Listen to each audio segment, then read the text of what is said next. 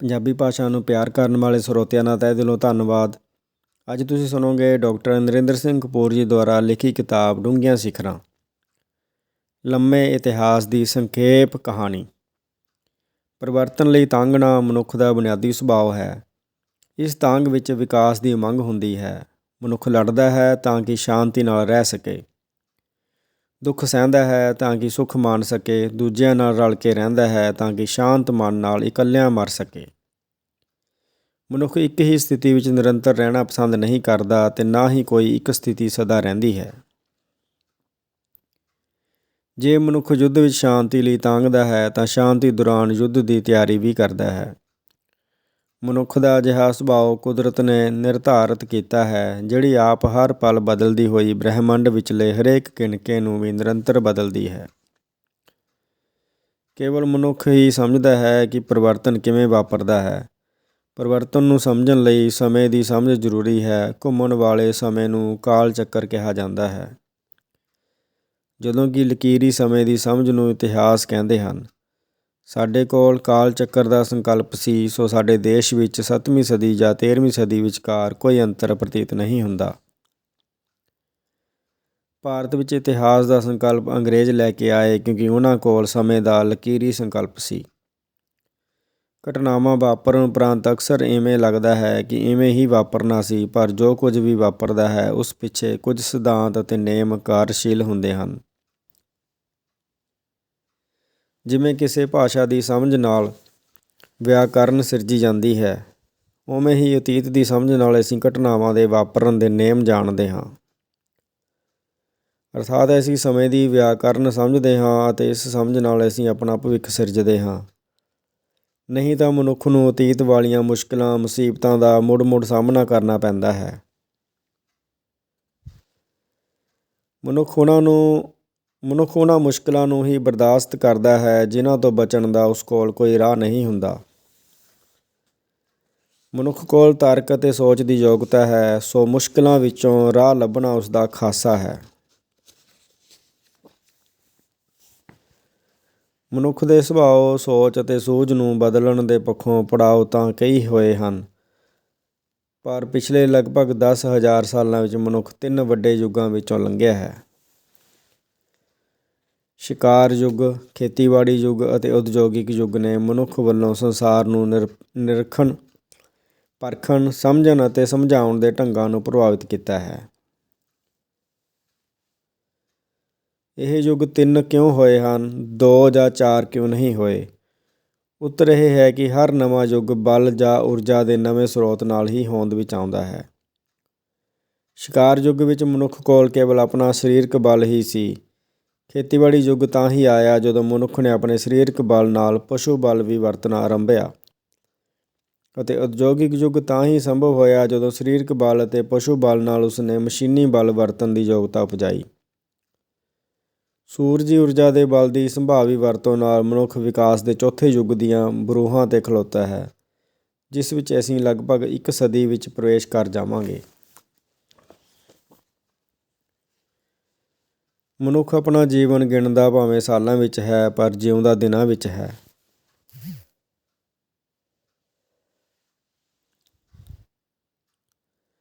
ਮਨੁੱਖ ਨੇ ਲਗਭਗ ਹਰ ਰੋਜ਼ ਘਰੋਂ ਜਾ ਕੇ ਸ਼ਾਮ ਨੂੰ ਵਾਪਸ ਮੁੜਨਾ ਹੁੰਦਾ ਹੈ। ਕੇਵਲ ਸਰੀਰਕ ਬਲ ਨਾਲ ਪੈਦਲ ਚੱਲਣ ਕਾਰਨ ਸ਼ਿਕਾਰ ਯੁੱਗ ਵਿੱਚ ਮਨੁੱਖ ਦਾ ਜੀਵਨ 8-10 ਮੀਲ ਦੇ ਅਨੁਭਵ ਘੇਰੇ ਵਿੱਚ ਗੁਜ਼ਰਦਾ ਸੀ। ਖੇਤੀਬਾੜੀ ਯੁੱਗ ਵਿੱਚ ਘੋੜੇ ਦੀ ਸਵਾਰੀ ਨਾਲ ਉਸ ਦਾ ਅਨੁਭਵ ਘੇਰਾ 30-40 ਮੀਲ ਹੋ ਗਿਆ, ਅਤੇ ਉਦਯੋਗਿਕ ਯੁੱਗ ਵਿੱਚ ਵਾਹਨਾਂ ਅਤੇ ਜਹਾਜ਼ਾਂ ਨਾਲ ਮਨੁੱਖ ਦਾ ਅਨੁਭਵ ਘੇਰਾ ਵਿਸ਼ਵ ਵਿਆਪੀ ਹੋ ਗਿਆ ਹੈ, ਕਿਉਂਕਿ ਹੁਣ ਧਰਤੀ ਦੀ ਹਰੇਕ ਥਾਂ 'ਤੇ ਇੱਕ ਹੀ ਦਿਨ ਵਿੱਚ ਲਗਭਗ 16 ਘੰਟਿਆਂ ਵਿੱਚ ਅੱਪੜਿਆ ਜਾ ਸਕਦਾ ਹੈ। ਸ਼ਿਕਾਰ ਯੁੱਗ ਵਿੱਚ ਮਿਥਿਹਾਸ ਅਤੇ ਅੰਧ ਵਿਸ਼ਵਾਸ ਹੀ ਗਿਆਨ ਸਨ। ਖੇਤੀਬਾੜੀ ਯੁੱਗ ਵਿੱਚ ਧਰਮ ਅਤੇ ਆਦਰਸ਼ਵਾਦ ਗਿਆਨ ਦੇ ਆਧਾਰ ਬਣੇ, ਅਤੇ ਉਦਯੋਗਿਕ ਯੁੱਗ ਵਿੱਚ ਵਿਗਿਆਨ ਅਤੇ ਯਥਾਰਥਵਾਦ ਦਾ ਬੋਲਬਾਲਾ ਹੈ। ਸ਼ਿਕਾਰ ਯੁੱਗ ਵਿੱਚ ਕੇਵਲ ਦੇਵਤੇ ਦਾ ਸੰਕਲਪ ਸੀ ਅਤੇ ਹਰੇਕ ਵਸਤੂ ਲਈ ਇੱਕ ਹੀ ਸ਼ਬਦ ਸੀ। ਖੇਤੀ ਯੁੱਗ ਵਿੱਚ ਦੇਵਤੇ ਨਾਲ ਦੈਂਤ ਦਾ, ਪੁੰਨ ਨਾਲ ਪਾਪ ਦਾ, ਦੁੱਖ ਨਾਲ ਸੁੱਖ ਦਾ ਸੰਕਲਪ ਉਪਜਿਆ, ਅਤੇ ਹਰ ਸ਼ਬਦ ਦਾ ਵਿਰੋਧੀ ਸ਼ਬਦ ਉਪਜਣ ਨਾਲ ਸ਼ਬਦ ਭੰਡਾਰ ਦੁੱਗਣਾ ਹੋ ਗਿਆ। ਉਦਯੋਗਿਕ ਯੁੱਗ ਵਿੱਚ ਊਰਜਾ ਦੇ ਸਰੋਤ 3 ਹੋਣ ਕਰਕੇ ਹਰੇਕ ਗੱਲ ਦੇ 3 ਪੱਖ ਉਪਜੇ ਹਨ। ਜਿਵੇਂ ਕਾਲਾ, ਗੋਰਾ, ਕਣਕਵੰਨਾ, ਲੰਮਾ, ਮਧਰਾ, ਦਰਮਿਆਨਾ, ਅਮੀਰ, ਗਰੀਬ, ਮੱਧ ਵਰਗੀ। ਇਵੇਂ ਮਨੁੱਖੀ ਅਨੁਭਵ ਦੇ ਵਿਸ਼ਾਲ ਹੋਣ ਨਾਲ ਸ਼ਬਦ ਭੰਡਾਰ ਵੀ ਹੋਰ ਵਿਸ਼ਾਲ ਹੋਇਆ ਹੈ। ਜਿਓਮੈਟਰੀ ਦੀ ਭਾਸ਼ਾ ਵਿੱਚ ਦੱਸਣਾ ਹੋਵੇ ਤਾਂ ਸ਼ਿਕਾਰ ਯੁੱਗ ਵਿੱਚ ਸਾਡੇ ਕੋਲ ਬਿੰਦੂ ਹੀ ਸੀ। ਖੇਤੀਬਾੜੀ ਯੁੱਗ ਵਿੱਚ 2 ਬਿੰਦੂਆਂ ਵਿਚਕਾਰ ਲਕੀਰ ਉਪਜੀ ਅਤੇ ਉਦਯੋਗਿਕ ਯੁੱਗ ਵਿੱਚ 3 ਬਿੰਦੂਆਂ ਵਾਲੀ ਤਿਕੋਣ ਉਪਜੀ। ਸ਼ਿਕਾਰ ਯੁੱਗ ਵਿੱਚ ਨਾਇਕ ਜਾਂ ਦੇਵਤੇ ਦਾ ਸੰਕਲਪ ਸੀ। ਖੇਤੀਬਾੜੀ ਯੁੱਗ ਵਿੱਚ ਦੈਂਤ ਅਤੇ ਖਲਨਾਇਕ ਦਾ ਸੰਕਲਪ ਅਤੇ ਉਦਯੋਗਿਕ ਯੁੱਗ ਵਿੱਚ ਨਾਇਕ, ਨਾਇਕਾ ਅਤੇ ਖਲਨਾਇਕ ਦੀ ਤਿਕੋਣ ਉਪਜੀ ਹੈ। ਰਿਸ਼ਤਿਆਂ ਦੀ ਤਿਕੋਣ ਉਦਯੋਗਿਕ ਯੁੱਗ ਦਾ ਖਾਸਾ ਹੈ ਅਤੇ ਰਿਸ਼ਤਿਆਂ ਦੀ ਚੌਪੜ ਅਗਲੇਰੇ ਯੁੱਗ ਦੀ ਪਛਾਣ ਬਣੇਗੀ। ਪਹਿਲੇ ਯੁੱਗ ਵਿੱਚ ਸੰਚਾਰ ਮੌਖਿਕ ਸੀ। ਦੂਜੇ ਯੁੱਗ ਵਿੱਚ ਮੌਖਿਕ ਨਾਲ ਲਿਖਤੀ ਸੰਚਾਰ ਸੰਭਵ ਹੋਇਆ ਅਤੇ ਅਜੋਕੇ ਯੁੱਗ ਵਿੱਚ ਮੌਖਿਕ, ਲਿਖਤੀ ਅਤੇ ਛਪਿਆ ਸੰਚਾਰ ਹੈ। ਪ੍ਰਦਰਸ਼ਿਤ ਸੰਚਾਰ ਕੰਪਿਊਟਰ ਸਕਰੀਨ ਉੱਤੇ ਅਗਲੇਰੇ ਯੁੱਗ ਦਾ ਸੰਚਾਰ ਹੋਵੇਗਾ। ਸ਼ਿਕਾਰ ਕਰਨਾ ਸ਼ਿਕਾਰ ਯੁੱਗ ਦਾ ਧੰਦਾ ਸੀ, ਜਿਹੜਾ ਖੇਤੀਬਾੜੀ ਯੁੱਗ ਦਾ ਮਨੋਰੰਜਨ ਬਣਿਆ ਅਤੇ ਸ਼ਿਕਾਰੀਆਂ ਦਾ ਛਾਲ ਮਾਰਨਾ, ਦੌੜਨਾ, ਟੱਪਣਾ, ਤੀਰ ਚਲਾਉਣਾ, ਨੇਜਾ ਮਾਰਨਾ ਉਦਯੋਗਿਕ ਯੁੱਗ ਦੀਆਂ ਖੇਡਾਂ ਹਨ। ਜਦੋਂ ਤੱਕ ਕੁਝ ਬੁਨਿਆਦੀ ਸ਼ਰਤਾਂ ਪੂਰੀਆਂ ਨਹੀਂ ਹੁੰਦੀਆਂ, ਕੋਈ ਵੀ ਯੁੱਗ ਨਹੀਂ ਬਦਲਦਾ। ਮਨੁੱਖ ਸੋਚਣ ਅਤੇ ਸੰਦਾਂ ਦਾ ਨਿਰਮਾਣ ਕਰਨ ਵਾਲਾ ਜੀਵ ਹੈ। ਸੋਚਣਾ ਅਤੇ ਹੱਥਾਂ ਨੂੰ ਸੰਦਾਂ ਵਜੋਂ ਵਰਤਣਾ ਅਤੇ ਹੋਰ ਸੰਦ ਬਣਾਉਣਾ ਮਨੁੱਖ ਦੀਆਂ ਵੱਡੀਆਂ ਯੋਗਤਾਵਾਂ ਹਨ। ਸੋਚਣ ਨਾਲ ਮਨੁੱਖ ਨੂੰ ਕਾਰਨ ਕਾਰਜ ਦੇ ਸੰਬੰਧਾਂ ਦਾ ਪਤਾ ਲੱਗਿਆ। ਲੱਕੜ ਅਤੇ ਅੱਗ, ਬੱਦਲ ਅਤੇ ਮੀਂਹ, ਬੀਜ ਅਤੇ ਦਰਖਤ ਦੇ ਸੰਬੰਧਾਂ ਦੀ ਸਮਝ ਕੇਵਲ ਮਨੁੱਖ ਕੋਲ ਹੈ। ਇਹ ਸਮਝ ਹੀ ਵਿਗਿਆਨ ਦਾ ਆਧਾਰ ਬਣੀ ਹੈ। ਸਮਝ ਅਤੇ ਸੋਚ ਨਾਲ ਮਨੁੱਖ ਨੇ ਜੀਵ ਜੰਤੂਆਂ ਨੂੰ ਲਾਭਕਾਰੀ ਅਤੇ ਹਾਨੀਕਾਰਕ ਵੰਨਗੀਆਂ ਵਿੱਚ ਵੰਡਿਆ ਅਤੇ ਲਾਭਕਾਰੀ ਜੀਵਾਂ ਨੂੰ ਪਾਲਣਾ ਅਤੇ ਹਾਨੀਕਾਰਕ ਜੀਵਾਂ ਨੂੰ ਮਾਰਨਾ ਆਰੰਭ ਕੀਤਾ। ਸ਼ਿਕਾਰ ਯੁੱਗ ਦੌਰਾਨ ਜੀਵਨ ਝਰਨਿਆਂ, ਝੀਲਾਂ, ਦਰਿਆਵਾਂ, ਸਮੁੰਦਰਾਂ ਆਦਿ ਕਿਨਾਰੇ ਹੀ ਸੀ। ਮਨੁੱਖ ਨੇ ਧਰਤੀ ਹੇਠਲਾ ਪਾਣੀ ਲੱਭ ਕੇ ਖੂਹ ਰਾਹੀਂ ਪਿੰਡ ਦੀ ਕਲਪਨਾ ਕੀਤੀ ਅਤੇ ਝੀਲਾਂ, ਦਰਿਆਵਾਂ ਤੋਂ ਪਰੇ ਦੂਰ ਦੁਰਾਡੀਆਂ ਥਾਵਾਂ 'ਤੇ ਜਾਣਾ ਆਰੰਭਿਆ ਅਤੇ ਪਿੰਡ ਵਸਣੇ ਆਰੰਭ ਹੋਏ। ਮਨੁੱਖ ਨੇ ਅੱਗ ਬਾਲਣੀ ਸਿੱਖੀ ਅਤੇ ਘਰ ਦਾ ਸੰਕਲਪ ਉਸਰਿਆ। ਮਨੁੱਖ ਉਸ ਪਾਣੀ ਜਾਂ ਅੱਗ ਨੂੰ ਹੀ ਵਰਤ ਸਕਦਾ ਹੈ ਜਿਹੜੀ ਉਸ ਦੇ ਕਾਬੂ ਵਿੱਚ ਹੋਵੇ। ਹੜ੍ਹ ਦੇ ਪਾਣੀ ਜਾਂ ਜੰਗਲ ਦੀ ਅੱਗ ਤੋਂ ਲਾਭ ਨਹੀਂ ਉਠਾਇਆ ਜਾ ਸਕਦਾ। ਅੱਗ ਬਾਲਣ ਅਤੇ ਪਾਣੀ ਸਾਂਭਣ ਰਾਹੀਂ ਮਨੁੱਖ ਨੇ ਪ੍ਰਕਿਰਤਿਕ ਸ਼ਕਤੀਆਂ 'ਤੇ ਨਿਯੰਤਰਣ ਕਰਨਾ ਸਿੱਖਿਆ। ਕੁਦਰਤ ਨੇ ਹਰੇਕ ਜੀਵ ਜਾਤੀ ਲਈ ਖੁਰਾਕ ਨਿਰਧਾਰਤ ਕੀਤੀ ਹੋਈ ਹੈ।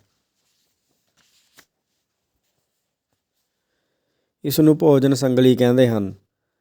ਗਊ ਘਾਹ ਖਾਂਦੀ ਹੈ, ਸ਼ੇਰ ਗਊ ਖਾਂਦਾ ਹੈ। ਸ਼ੇਰ ਭੁੱਖਾ ਮਰ ਜਾਵੇਗਾ ਪਰ ਘਾਹ ਨਹੀਂ ਖਾਵੇਗਾ। ਗਊ ਭੁੱਖੀ ਮਰ ਜਾਵੇਗੀ ਪਰ ਮਾਂਸ ਨਹੀਂ ਖਾਵੇਗੀ। 3 ਪ੍ਰਕਾਰ ਦੀ ਖੁਰਾਕ ਹੈ: ਬਨਸਪਤੀ, ਅਨਾਜ ਅਤੇ ਮਾਂਸ। ਜੀਵ ਜੰਤੂ ਤਾਂ ਹੀ ਜਿਉਂਦੇ ਰਹਿ ਸਕਦੇ ਹਨ ਜੇ ਉਹਨਾਂ ਨੂੰ ਨਿਰਧਾਰਿਤ ਖੁਰਾਕ ਮਿਲੇ, ਪਰ ਮਨੁੱਖ 3 ਪ੍ਰਕਾਰ ਦੀ ਖੁਰਾਕ ਖਾ ਸਕਦਾ ਹੈ। ਇਸ ਯੋਗਤਾ ਕਾਰਨ ਮਨੁੱਖ ਸਭਨੀ ਥਾਈਂ ਪਹਾੜਾਂ, ਮੈਦਾਨਾਂ, ਰੇਗਿਸਤਾਨਾਂ ਆਦਿ ਵਿੱਚ ਰਹਿਣ ਯੋਗ ਹੋਇਆ ਹੈ।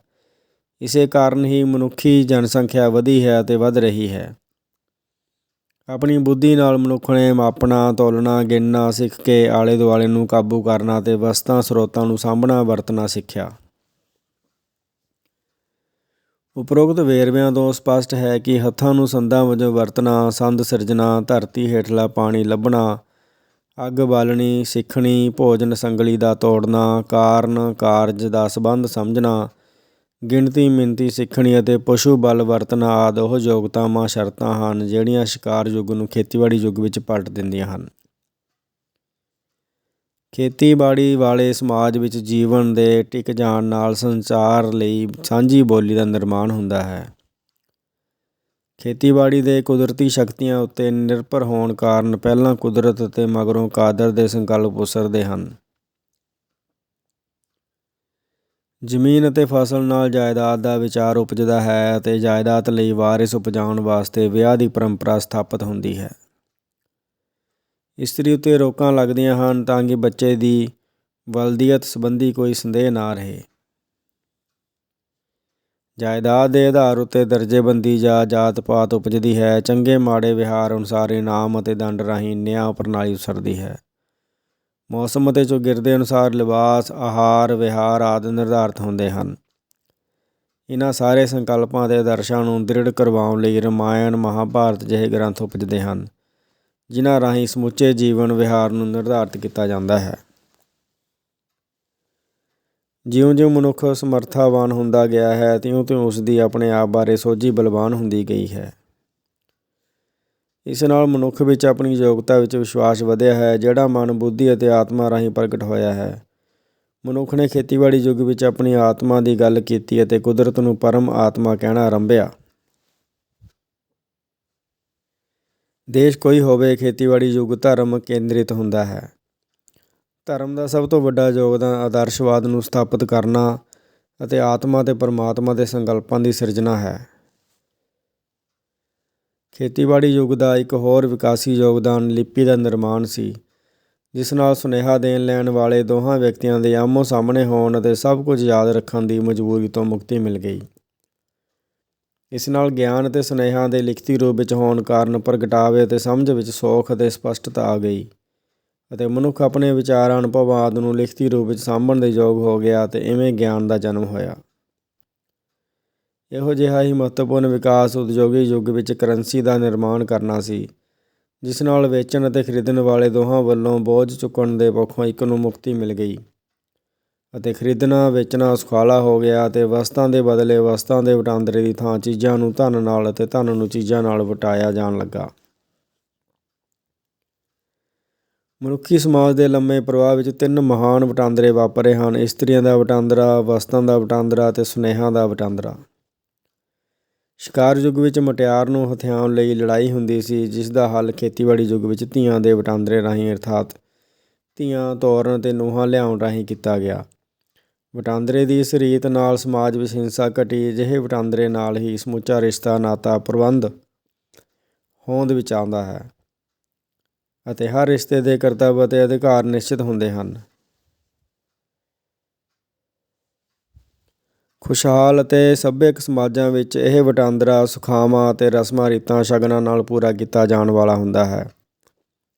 ਸਭਨੀ ਥਾਈਂ ਇਸ ਵਟਾਂਦਰੇ ਉੱਤੇ ਧਰਮ ਨੇ ਪ੍ਰਵਾਨਗੀ ਦੀ ਮੋਹਰ ਲਾ ਕੇ ਇਸ ਨੂੰ ਸਮਾਜ ਵਿੱਚ ਸਨਮਾਨਿਤ ਅਤੇ ਪਵਿੱਤਰ ਬਣਾ ਦਿੱਤਾ ਹੈ। ਦੂਜਾ ਮਹਾਨ ਵਟਾਂਦਰਾ ਵਸਤਾਂ ਦਾ ਹੈ, ਜਿਸ ਨਾਲ ਸਾਰੇ ਕੰਮ ਧੰਦੇ ਅਤੇ ਲੈਣ ਦੇਣ ਹੋਂਦ ਵਿੱਚ ਆਉਂਦੇ ਹਨ ਅਤੇ ਵਪਾਰਕ ਬਿਰਤੀ ਉਪਜਦੀ ਹੈ। ਧਰਮ ਵਾਂਗ ਵਪਾਰ ਵੀ ਮਨੁੱਖ ਦੇ ਨੈਤਿਕ ਅਨੈਤਿਕ ਵਿਹਾਰ ਦੇ ਮਾਪ ਤੋਲ ਨਿਰਧਾਰਿਤ ਕਰਦਾ ਹੈ। ਉਦਾਹਰਨ ਵਜੋਂ ਆਪਣੇ ਹੱਕ ਨਾਲੋਂ ਵੱਧ ਲੈਣ ਵਾਲੇ ਨੂੰ ਸੁਆਰਥੀ, ਭ੍ਰਿਸ਼ਟ ਅਤੇ ਨੀਚ ਕਿਹਾ ਜਾਣ ਲੱਗਿਆ ਅਤੇ ਯੋਗ ਹਿੱਸਾ ਲੈਣ ਵਾਲਾ ਸਾਊ ਅਤੇ ਇਮਾਨਦਾਰ ਕਹਾਉਣ ਲੱਗਿਆ।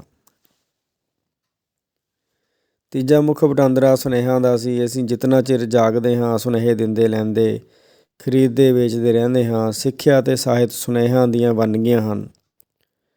ਇਹਨਾਂ ਵਟਾਂਦਰਿਆਂ ਨਾਲ ਸਮਾਜ ਦਾ ਆਕਾਰ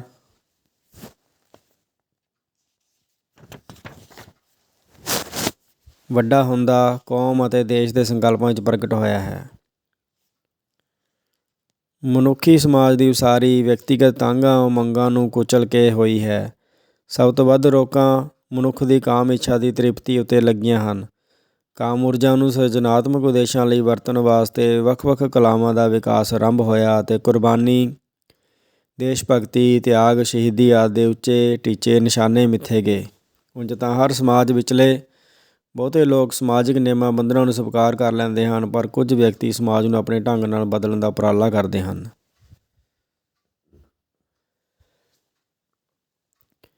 ਖੇਤੀਬਾੜੀ ਸਮਾਜ ਵਿੱਚ ਵਿਆਹ ਪ੍ਰਵਾਨ ਹੈ, ਪਰ ਇਸ਼ਕ ਪ੍ਰਵਾਨ ਨਹੀਂ। ਪਰ ਜਿਹੜੇ ਕਿਸੇ ਪਰੰਪਰਾ ਨੂੰ ਰਾਂਝੇ ਜਾਂ ਮਨਸੂਰ ਵਾਂਗ ਤੋੜਦੇ ਹਨ, ਉਹ ਬਾਗੀ ਖਵਾਉਂਦੇ ਹਨ। ਹਰ ਸਮਾਜ ਵਿੱਚ ਬਾਗੀ ਉਪਜਦੇ ਹਨ, ਜਿਨ੍ਹਾਂ ਨੂੰ ਗੁਰੂ, ਸੰਤ, ਫਕੀਰ, ਪ੍ਰੇਮੀ, ਯੋਧੇ ਆਦਿ ਕਿਹਾ ਜਾਂਦਾ ਹੈ। ਆਪਣੇ ਆਦਰਸ਼ਾਂ ਲਈ ਸਿਰ ਧੜ ਦੀ ਬਾਜੀ ਲਾਉਣ ਕਾਰਨ ਇਹ ਬਾਗੀ ਸਮਾਜ ਦੇ ਨਾਇਕ ਅਖਵਾਉਂਦੇ ਹਨ। ਖੇਤੀਬਾੜੀ ਯੁੱਗ ਵਿੱਚ ਹੀ ਮਨੁੱਖ ਅੰਦਰ ਕੁਦਰਤੀ ਵਰਤਾਰਿਆਂ ਨੂੰ ਸਮਝਣ ਦੀ ਜਗਿਆਸਾ ਜਾਗੀ। ਇਸ ਪੱਖੋਂ ਯੂਨਾਨ ਦਾ ਯੋਗਦਾਨ ਮਹੱਤਵਪੂਰਨ ਹੈ। ਯੂਨਾਨ ਨੇ ਕੁਦਰਤ ਦੇ ਨਿਯਮਾਂ ਦੀ ਤਰਕ ਆਧਾਰਿਤ ਸਮਝ ਵਿੱਚੋਂ ਫਲਸਫਾ ਉਸਾਰਿਆ, ਜਿਸ ਵਿੱਚੋਂ ਮਗਰੋਂ ਵਿਗਿਆਨ ਉਪਜਿਆ। ਭਾਰਤ ਦਾ ਮੁੱਖ ਯੋਗਦਾਨ ਧਰਮ ਦੇ ਖੇਤਰ ਵਿੱਚ ਰਿਹਾ ਹੈ। ਪਹੀਆ ਵਿਗਿਆਨਕ ਪੱਖੋਂ ਮਨੁੱਖ ਦੀ ਪਹਿਲੀ ਵੱਡੀ ਕਾਢ ਹੈ। ਪ੍ਰਕਿਰਤੀ ਦੇ ਸਰਵ ਵਿਆਪੀ ਨੇਮ ਲੱਭ ਕੇ ਮਨੁੱਖ ਨੇ ਮਸ਼ੀਨ ਦਾ ਮਕਾਨਕੀ ਊਰਜਾ ਦਾ ਨਿਰਮਾਣ ਕੀਤਾ। ਮਸ਼ੀਨ ਉਦਯੋਗਿਕ ਯੁੱਗ ਦਾ ਆਧਾਰ ਹੈ ਅਤੇ ਬਿਜਲੀ ਮਸ਼ੀਨ ਨੂੰ ਚਲਾਉਣ ਵਾਲੀ ਊਰਜਾ ਹੈ। ਮਨੁੱਖ ਨੂੰ ਆਜ਼ਾਦ ਸੁਤੰਤਰਤਾ ਅੰਦੋਲਨਾਂ ਨੇ ਨਹੀਂ, ਬਿਜਲੀ ਨੇ ਅਤੇ ਹੋਰ ਵਿਗਿਆਨਕ ਕਾਢਾਂ ਨੇ ਕਰਵਾਇਆ ਹੈ। ਆਧੁਨਿਕ ਯੁੱਗ ਦੇ ਪੱਖੋਂ ਛਾਪੇਖਾਨੇ ਦੀ ਮਸ਼ੀਨ ਨੇ ਸੰਸਾਰ ਦੇ ਹਰ ਕੋਨੇ ਵਿੱਚ ਮਨੁੱਖੀ ਵਿਕਾਸ ਅਤੇ ਆਰਥਿਕ ਖੁਸ਼ਹਾਲੀ ਦਾ ਰਾਹ ਖੋਲ੍ਹਿਆ ਹੈ। ਛਾਪੇਖਾਨੇ ਨੇ ਗਿਆਨ ਨੇ ਵਿਗਿਆਨ ਅਤੇ ਵਿਗਿਆਨ ਨੇ ਉਦਯੋਗ ਸੰਭਵ ਬਣਾਏ। ਉਦਯੋਗਾਂ ਨਾਲ ਸ਼ਹਿਰ ਵਸੇ, ਸ਼ਹਿਰਾਂ ਵਿੱਚ ਨਵੇਂ ਧੰਦਿਆਂ ਨੇ ਜਾਤ ਪਾਤ ਤੋੜੀ, ਨਵੇਂ ਆਰਥਿਕ, ਰਾਜਨੀਤਿਕ, ਸਮਾਜਿਕ ਸੰਬੰਧ ਅਤੇ ਰਿਸ਼ਤੇ ਉਸਰੇ, ਨਵੀਂ ਸ਼ਬਦਾਵਲੀ ਉਪਜੀ, ਵਾਰਤਕ ਨੇ ਕਵਿਤਾ ਦੀ ਥਾਂ ਲਈ, ਭਾਵੁਕਤਾ ਦੀ ਥਾਂ ਬੁੱਧੀ, ਜਾਤ ਦੀ ਥਾਂ ਜਮਾਤ, ਧਰਮ ਦੀ ਥਾਂ ਵਿਗਿਆਨ, ਮੰਦਰ ਮਸਜਿਦ ਦੀ ਥਾਂ ਮਾਰਕੀਟ ਅਤੇ ਸਾਮੰਤਵਾਦ ਦੀ ਥਾਂ ਲੋਕਤੰਤਰ ਨੇ ਲਈ। ਇਹਨਾਂ ਤਬਦੀਲੀਆਂ ਨਾਲ ਮਨੁੱਖ ਦਾ ਅਨੁਭਵ ਘੇਰਾ ਵਿਸ਼ਵ ਵਿਆਪੀ ਹੋ ਗਿਆ ਹੈ। ਮਨੁੱਖ ਦੀ ਥਕਾਵਟ ਨੂੰ ਮਸ਼ੀਨ ਨੇ ਘਟਾਇਆ ਹੈ ਅਤੇ ਮਸ਼ੀਨ ਦੀ ਵਰਤੋਂ ਨਾਲ ਮਨੁੱਖ ਦੀ ਆਮਦਨ ਵਧੀ ਹੈ। ਸਾਰੀਆਂ ਮਸ਼ੀਨਾਂ ਮਨੁੱਖ ਦੀਆਂ ਸਰੀਰਕ ਕਿਰਿਆਵਾਂ ਦੇ ਬਦਲ ਹਨ। ਕੰਪਿਊਟਰ ਨਵੀਂ ਮਸ਼ੀਨ ਹੈ ਜਿਹੜੀ ਮਨੁੱਖ ਦੀਆਂ ਬੌਧਿਕ ਕਿਰਿਆਵਾਂ ਦਾ ਬਦਲ ਹੈ, ਕਿਉਂਕਿ ਇਸ ਨੇ ਮਨੁੱਖ ਦੀ ਯਾਦ ਰੱਖਣ, ਗਿਣਨ, ਸੂਚਨਾ ਨੂੰ ਨੇਮਬੱਧ ਕਰਨ ਦੀ ਜ਼ਿੰਮੇਵਾਰੀ ਲੈ ਲਈ ਹੈ। ਹਰ ਨਵੀਂ ਕਾਢ ਪਹਿਲੀਆਂ ਘੱਟੋ ਘੱਟ 2 ਕਾਢਾਂ ਦਾ ਬਦਲ ਬਣਦੀ ਹੈ, ਜਿਵੇਂ ਬਾਲ ਪੈਨ, ਪੈਨਸਿਲ ਅਤੇ ਪੈਨ ਦਾ ਬਦਲ ਹੈ, ਪਲਾਸਟਿਕ, ਲੋਹੇ ਅਤੇ ਲੱਕੜ ਦਾ ਬਦਲ ਹੈ, ਅਤੇ ਟੈਲੀਵਿਜ਼ਨ, ਰੇਡੀਓ ਅਤੇ ਸਿਨੇਮੇ ਦਾ ਬਦਲ ਹੈ। ਕੰਪਿਊਟਰ ਮਨੁੱਖ ਦੀ ਗਿਣਤੀ, ਮਿਣਤੀ ਕਰਨ ਅਤੇ ਯਾਦ ਰੱਖਣ ਦੀ ਯੋਗਤਾ ਦਾ ਬਦਲ ਹੈ। ਮਨੁੱਖੀ ਇਤਿਹਾਸ ਵਿੱਚ ਪਹਿਲੀ ਵਾਰ ਗਿਣਤੀ ਮਿਣਤੀ ਮਨੁੱਖੀ ਦਿਮਾਗ ਤੋਂ ਬਾਹਰ ਕੀਤੀ ਜਾ ਰਹੀ ਹੈ। ਇਸ ਨਾਲ ਮਨੁੱਖ ਦੀ ਸਿਰਜਣਾਤਮਕ ਸ਼ਕਤੀ ਵਧੀ ਹੈ। ਇਸੇ ਸ਼ਕਤੀ ਨਾਲ ਮਨੁੱਖ ਪੁਲਾੜਾਂ ਨੂੰ ਫਰੋਲ ਰਿਹਾ ਹੈ। 19ਵੀਂ ਸਦੀ ਦੇ ਅੰਤ ਉੱਤੇ ਸਾਡੇ ਕੋਲ ਸੂਚਨਾ ਦੇ ਸਰੋਤ ਵਜੋਂ ਕੇਵਲ ਸਮਾਚਾਰ ਪੱਤਰ ਸਨ। ਫਿਰ 20 ਸਾਲ ਮਗਰੋਂ ਪਹਿਲਾ ਸਿਨੇਮਾ, ਫਿਰ ਰੇਡੀਓ, ਫਿਰ ਟੈਲੀਵਿਜ਼ਨ, ਫਿਰ ਕੰਪਿਊਟਰ, ਫਿਰ ਮੋਬਾਈਲ ਫੋਨ ਆਦਿ ਹੋਂਦ ਵਿੱਚ ਆਏ। ਟੈਕਨੋਲੋਜੀ ਰਾਹੀਂ ਇਹ ਵਿਕਾਸ ਜਾਰੀ ਹੈ।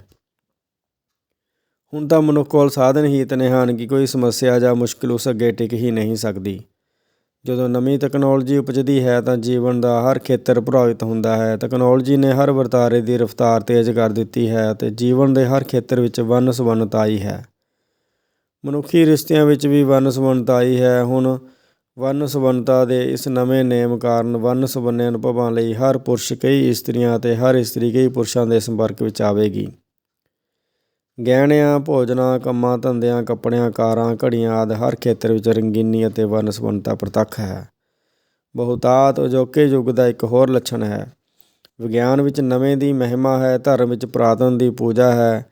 ਨਿਰਸੰਦੇਹ ਉਪਰੋਕਤ ਦੇ ਨਾਲ ਨਾਲ ਸ਼ੋਰ ਸ਼ਰਾਬਾ, ਹਾਦਸੇ, ਰੋਗ, ਝਗੜੇ, ਬੇਈਮਾਨੀ, ਨਫ਼ਰਤ, ਮੁਕੱਦਮੇਬਾਜ਼ੀ, ਈਰਖਾ, ਗੁੱਸਾ, ਆਤਮਘਾਤ, ਤਲਾਕ ਆਦਿ ਵੀ ਵਧੇ ਹਨ। ਸਮਝਣ ਵਾਲੀ ਗੱਲ ਇਹ ਹੈ ਕਿ ਜੇ ਇੱਕ ਚੀਜ਼ ਵਧੇਗੀ ਤਾਂ ਉਸ ਦੀ ਵਿਰੋਧੀ ਚੀਜ਼ ਵੀ ਵਧੇਗੀ।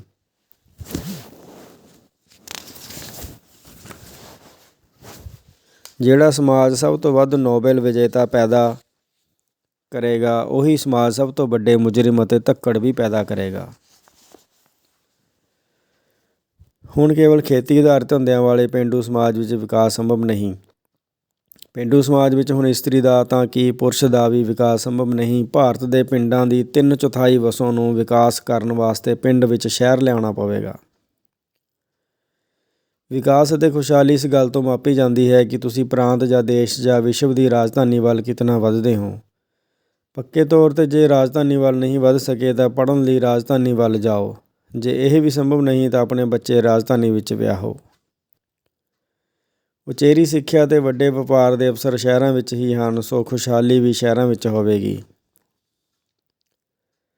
ਸਿੱਖਿਆ ਤੋਂ ਬਿਨਾਂ ਪ੍ਰਜਾਤੰਤਰ ਦੇ ਕੋਈ ਅਰਥ ਨਹੀਂ। ਜਿਉਂ-ਜਿਉਂ ਸਿੱਖਿਆ ਫੈਲੇਗੀ ਤਿਉਂ-ਤਿਉਂ ਪ੍ਰਜਾਤੰਤਰ ਬਲਵਾਨ ਹੋਵੇਗਾ, ਜੀਵਨ ਦਾ ਪੱਧਰ ਉੱਚਾ ਹੋਵੇਗਾ, ਸਰਕਾਰਾਂ ਵਧੇਰੇ ਜ਼ਿੰਮੇਵਾਰ ਹੋਣਗੀਆਂ।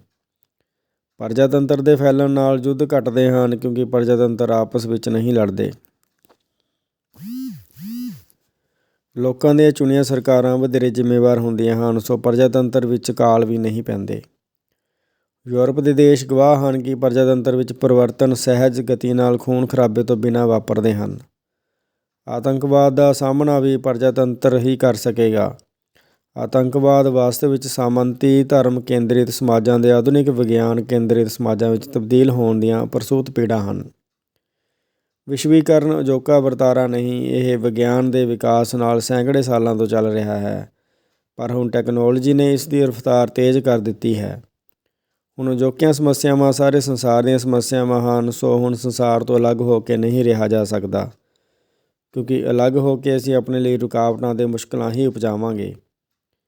ਦਰਿਆ ਦਾ ਉਹੀ ਪਾਣੀ ਸਾਗਰ ਤੱਕ ਅੱਪੜਦਾ ਹੈ ਜਿਹੜਾ ਦਰਿਆ ਦੀ ਮੁੱਖ ਧਾਰਾ ਵਿੱਚ ਹੁੰਦਾ ਹੈ। ਸੋ ਲੋੜ ਹੈ ਕਿ ਅਸੀਂ ਸੰਸਾਰ ਦੀ ਮੁੱਖ ਧਾਰਾ ਵਿੱਚ ਹੋਈਏ। ਮਨੁੱਖ ਦਾ ਇਤਿਹਾਸ ਦੱਸਦਾ ਹੈ ਕਿ ਕੋਈ ਰੁਕਾਵਟ ਮਨੁੱਖ ਦੇ ਵਿਕਾਸ ਨੂੰ ਰੋਕ ਨਹੀਂ ਸਕੀ। ਇਵੇਂ ਲੱਗਦਾ ਹੈ ਜਿਵੇਂ ਅਜੋਕੇ ਯੁੱਗ ਵਿੱਚ ਦੁਰਘਟਨਾਵਾਂ ਅਤੇ ਸਮੱਸਿਆਵਾਂ ਵੱਧ ਗਈਆਂ ਹਨ।